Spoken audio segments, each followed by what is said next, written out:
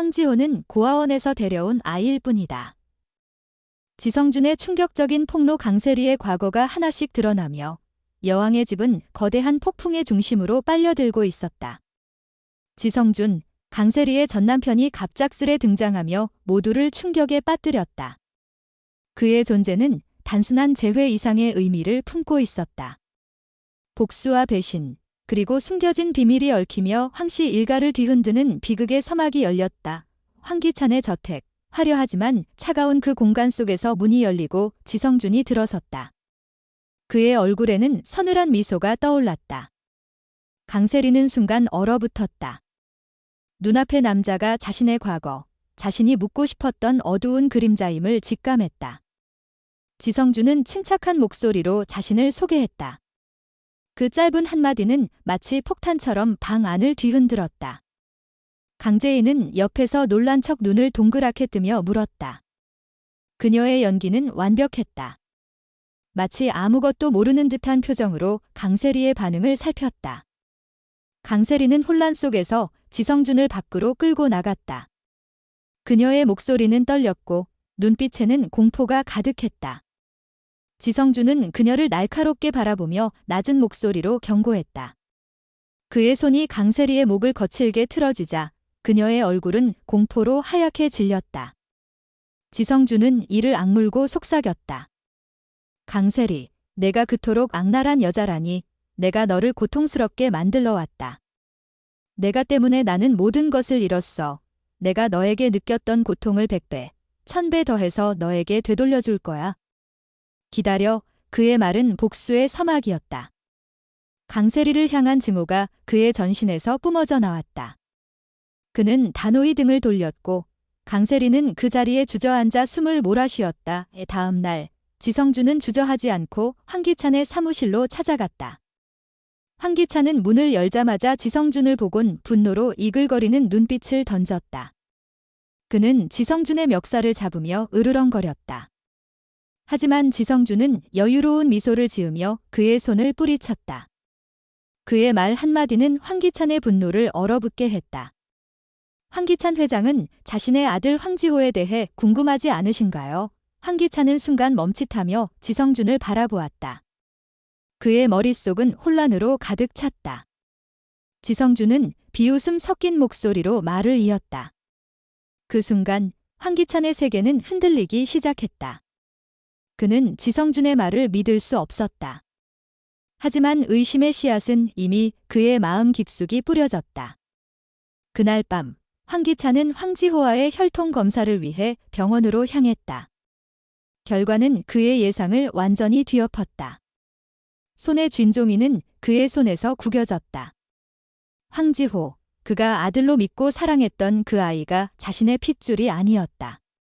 황기찬의 눈에는 분노와 배신감이 뒤섞였다. 하지만 그는 즉시 행동할 수 없었다. 강재인의 기억이 돌아올까 두려웠다.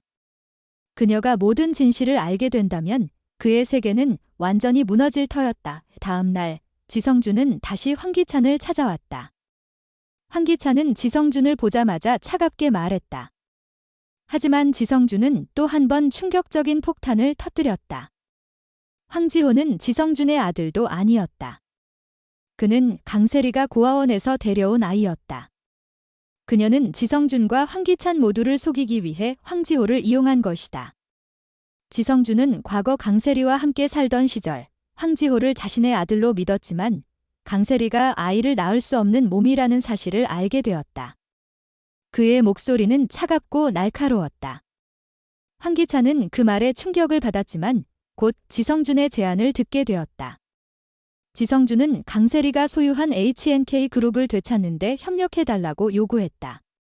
그 대가로 황기찬의 부동산 프로젝트에 투자하겠다고 약속했다.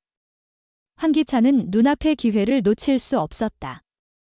그는 와열그룹의 위기를 타개할 마지막 희망으로 지성준의 손을 잡았다. 황기찬은 강세리를 교묘히 속여 H&K 그룹의 경영권을 지성준에게 넘기는 계약서에 서명을 받았다.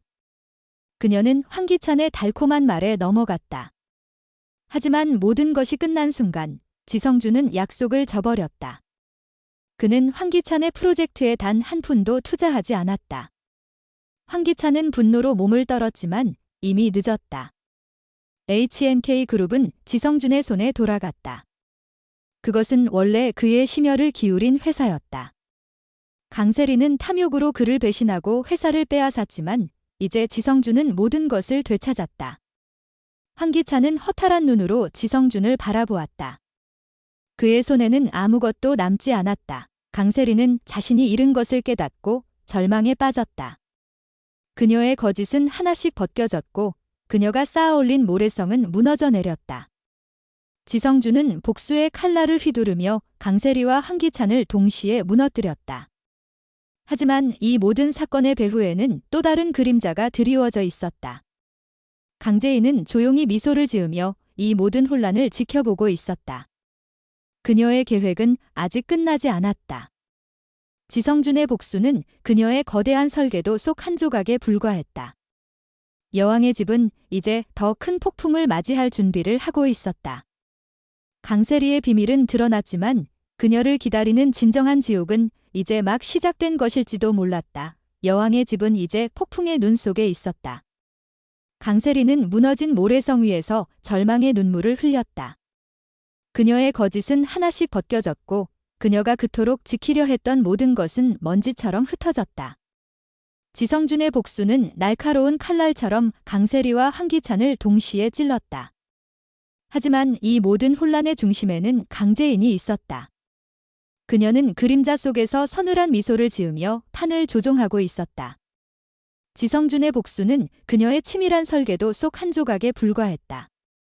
강세리의 비밀은 드러났지만 그녀를 기다리는 진정한 지옥은 이제 막 문을 열었다. 강세리는 어두운 방 안에 홀로 앉아 있었다.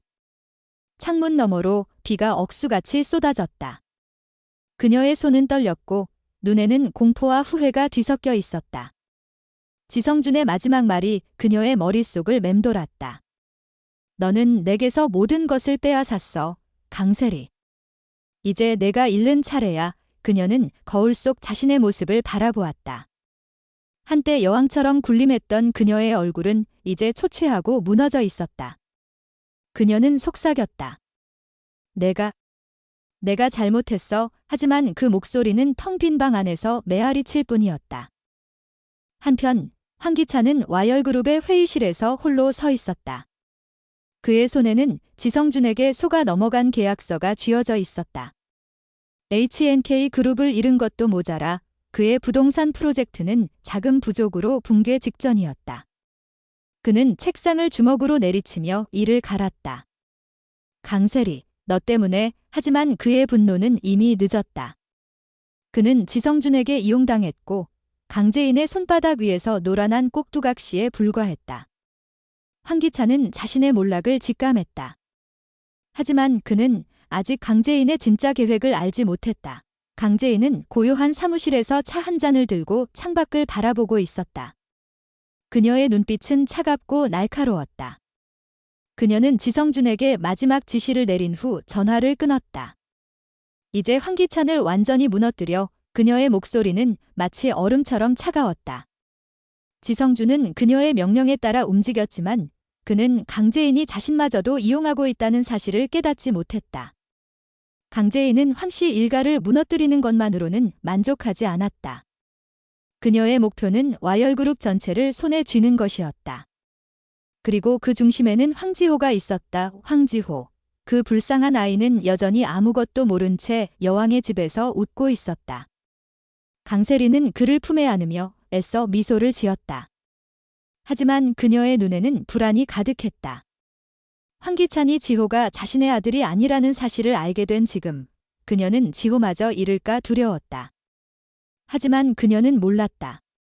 황지호가 단순히 고아원에서 데려온 아이가 아니라는 사실을.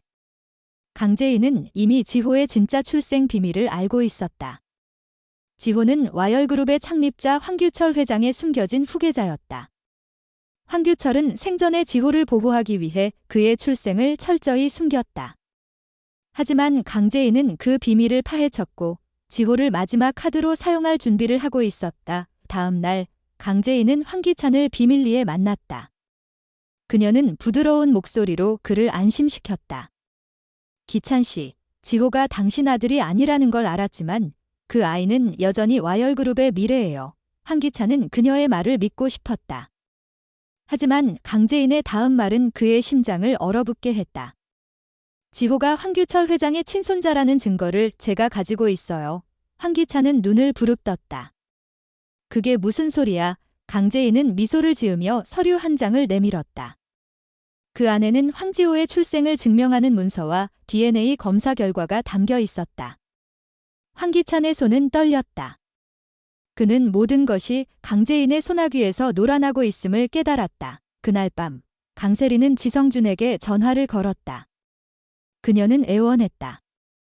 제발, 지성준, 그만해. 내가 잘못했어.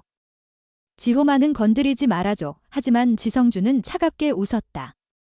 강세리, 이제 와서 애원해도 늦었어.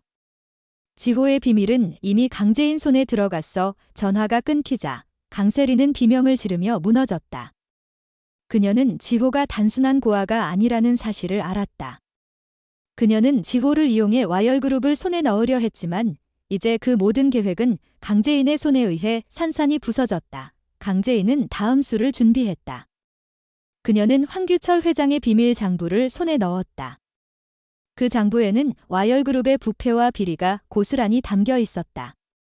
그녀는 언론에 이 장부를 공개할 계획이었다.